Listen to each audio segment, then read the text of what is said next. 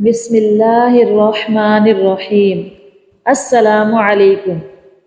پیارے دوستو، آج کی اس ویڈیو میں اللہ تبارک و تعالیٰ کے ایک ایسے نبی کا ذکر کریں گے جن کا واقعہ اللہ تبارک و تعالیٰ خود قرآن پاک میں احسن القصص بیان فرماتا ہے۔ پیارے دوستو، حضرت یوسف علیہ السلام کو اللہ تبارک و تعالیٰ نے ایسا حسن عطا فرمایا تھا کہ جو کوئی بھی آپ کو دیکھتا وہ آپ کا دیوانہ ہو جاتا۔ لیکن کیا آپ جانتے ہیں کہ حضرت یوسف علیہ السلام کو جو حسن عطا کیا گیا وہ حسن کس قسم کا تھا، اور حضرت یوسف علیہ السلام ہر وقت اپنے چہرے پر نقاب کیوں لگا کر رکھتے تھے، اور حضرت یوسف علیہ السلام سے عشق کرنے والی مصر کی شہزادی کون تھی، اور زلیخا نے ایسا کون سا خواب دیکھا تھا کہ وہ 9 سال کی عمر میں ہی حضرت یوسف علیہ السلام کو بنا دیکھے ہی ان کے عشق میں مبتلا ہو گئی، اور زلیخا نے حضرت یوسف علیہ السلام کو گناہ کی طرف مائل کیا۔ تو اللہ تبارک و تعالیٰ نے کس طرح حضرت یوسف علیہ السلام کی حفاظت فرمائی، اور پھر بعد میں حضرت زلیخا اور حضرت یوسف علیہ السلام کی شادی کس طرح ہوئی، اور حضرت یوسف علیہ السلام کو دیکھ کر مصر کی بڑی بڑی عورتوں نے اپنی انگلیاں کیوں کاٹ ڈالی۔ پیارے دوستو، ان تمام تر سوالات کے جوابات اس ویڈیو میں ہم آپ کو بتائیں گے، لہٰذا آپ سے گزارش ہے کہ اس ویڈیو کو اینڈ تک ضرور دیکھیے گا۔ یہ خوبصورت واقعہ ہے حضرت یوسف علیہ السلام اور زلیخا کے بارے میں۔ حضرت یوسف علیہ السلام حضرت یعقوب علیہ السلام کے بیٹے، حضرت اسحاق علیہ السلام کے پوتے اور حضرت ابراہیم علیہ السلام کے پڑپوتے تھے۔ حضرت یوسف علیہ السلام کا واقعہ ایسا ہے کہ جسے قرآن کریم میں احسن القصص کہا گیا ہے۔ آج ہم آپ کو اسی احسن القصص کے بارے میں بتائیں گے کہ کیسے حضرت زلیخا حضرت یوسف علیہ السلام کے عشق میں مبتلا ہو کر گناہ کی طرف مائل ہوئی، اور پھر سچی توبہ کے بعد ان دونوں کی شادی ہو گئی، اور پھر اللہ تبارک و تعالیٰ نے ان کے بطن سے 2 پیغمبر پیدا کیے۔ ان کی شادی کا قصہ جو کہ ویڈیو کے آخر میں بیان کیا جائے گا، ایک بہت ہی انوکھا قصہ ہے۔ ویڈیو کو مکمل دیکھیے گا۔ رائل جو کہ تاریخی کتابوں میں زلیخا کے نام سے مشہور ہے، وہ تیموس بادشاہ کی انتہائی خوبصورت شہزادی تھی۔ علامہ ابن کثیر لکھتے ہیں 9 سال کی عمر میں زلیخا کو حضرت یوسف علیہ السلام کا دیدار خواب میں ہوتا ہے۔ وہ اسی وقت ان کی دیوانی ہو جاتی ہیں۔ کچھ سالوں بعد ان کو حضرت یوسف دوبارہ خواب میں عزیز مصر کے روپ میں نظر آتے ہیں، اور زلیخا بی بی کی قسمت ایسی کہ اسی سال عزیز مصر کا رشتہ ان کے لیے بھیجا جاتا ہے۔ وہ فوراً شادی کے لیے ہاں کر دیتی ہیں، لیکن وہ رشتہ اس وقت کے عزیز مصر عطفیر بن رہیب کا تھا۔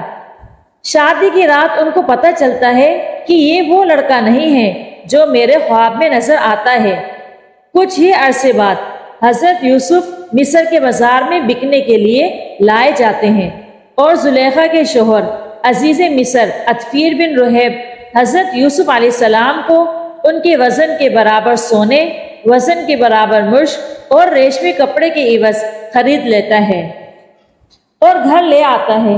اللہ پاک قرآن میں فرماتا ہے، مصر والوں میں سے جس نے اسے حضرت یوسف علیہ السلام کو خریدا تھا، اس نے اپنی بیوی سے کہا، اسے بہت عزت و احترام کے ساتھ رکھو، بہت ممکن ہے کہ ہمیں فائدہ پہنچائے، یا اسے ہم اپنا بیٹا ہی بنا لیں۔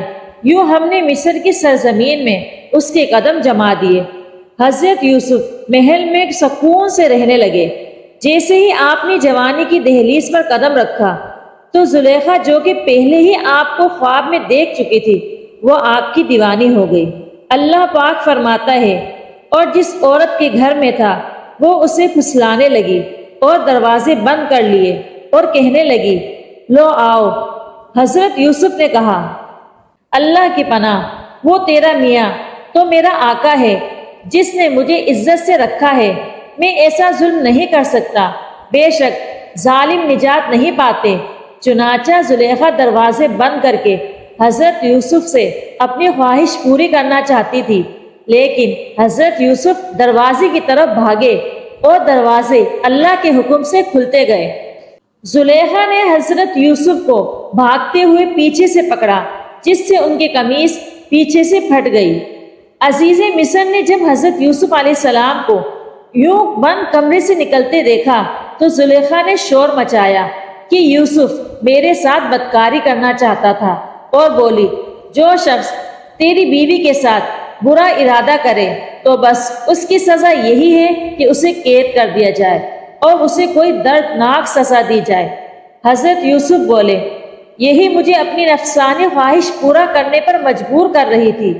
خیر، اللہ پاک فرماتا ہے، عورت کے گھر والوں میں سے ایک گواہ نے گواہی دی کہ اگر اس کا کرتا آگے سے پھٹا ہوا ہے تو عورت سچی ہے اور وہ جھوٹا ہے، اور اگر اس کا کرتا پیچھے سے پھٹا ہوا ہے تو یہ جھوٹی ہے اور وہ سچا ہے۔ جب اس کا کرتا دیکھا تو وہ پیچھے سے پھٹا تھا، تب اس نے زلیخا سے کہا کہ یہ تمہارا فریب ہے، اور کچھ شک نہیں کہ تم عورتوں کے فریب بڑے ہوتے ہیں۔ اس نے کہا، یوسف اس بات کا خیال نہ کر، اور زلیخا تو اپنے گناہ کی بخشش مانگ، بے شک خطا تیری ہی ہے۔ یہ واقعہ بہت مشہور ہو گیا۔ شہر کی تمام عورتیں زلیخا کو لعن طعن کرنے لگی کہ اپنے غلام کی عشق میں ہی مبتلا ہو گئی ہے، اور عورتوں نے شہر میں چرچا کیا کہ عزیز کی عورت اپنے غلام کو چاہتی ہے اور اس کی محبت میں گرفتار ہو گئی ہے، ہم تو اسے غلطی پر دیکھتے ہیں۔ زلیخا نے تنگ آ کر ایک دن تمام عورتوں کی دعوت کی اور سب کو پھل تراشنے کے لیے پکڑا دیے، اور ساتھ ہی حضرت یوسف علیہ السلام کو سامنے لا کھڑا کیا۔ بس پھر ان عورتوں نے حضرت یوسف کی خوبصورتی میں مدہوش ہو کر پھلوں کے بجائے اپنی انگلیاں کاٹ ڈالی، اور زلیخا بولی، یہی وہ غلام ہے جس کے بارے میں تم مجھ پر لعنت ملامت کر رہی تھی۔ میں نے ہر روز اس سے اپنا مطلب حاصل کرنا چاہا، لیکن اس نے اپنے آپ کو روک لیا، اور جو کچھ میں کہہ رہی ہوں، اگر یہ وہ کام نہ کرے گا تو قید کر دیا جائے گا اور رسوا ہوگا۔ زلیخا کی منت سماجت کرنے پر کہ میری بیوی کی عزت پورے شہر میں داؤ پر لگ گئی، عزیز مصر نے حضرت یوسف کو قید میں ڈال دیا۔ پھر 7 سال بعد ایک انتہائی عجیب و غریب عزیز مصر کے خواب کی تعبیر بتانے پر حضرت یوسف کو رہائی مل گئی۔ عزیز مصر نے اپنی وفات سے پہلے ہی تمام اختیارات حضرت یوسف علیہ السلام کے ہاتھ کر دیے، چنانچہ اس کی وفات کے بعد زیان بن ولید نے حضرت یوسف کو ہی عزیز مصر بنا دیا۔ چلیے اب چلتے ہیں اس بات کی طرف کہ ان دونوں کی شادی کیسے ہوئی۔ عزیز مصر کی وفات کے بعد زلیخا محتاج ہو چکی تھی اور آنکھوں کی بینائی بھی چلی گئی تھی، تو کسی نے انہیں مشورہ دیا کہ اگر آپ حضرت یوسف جو کہ اب شاہ مصر بھی ہیں، ان سے اپنا معاملہ ذکر کریں تو ہو سکتا ہے کہ وہ آپ پر رحم کریں اور آپ کی مدد فرما کر آپ کو غنی کر دیں، کیونکہ آپ نے بھی ان کا خیال رکھا تھا اور ان کو عزت دی تھی۔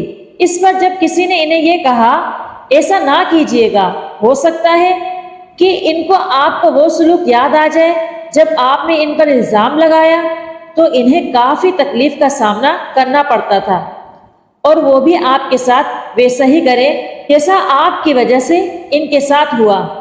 تو زلیخا فرمانے لگی، میں ان کی بردباری اور کرم نوازی کو جانتی ہوں، چنانچہ آپ حضرت یوسف کی گزرگاہ میں ایک ٹیلے پر بیٹھ کر ان کا انتظار کرنے لگی۔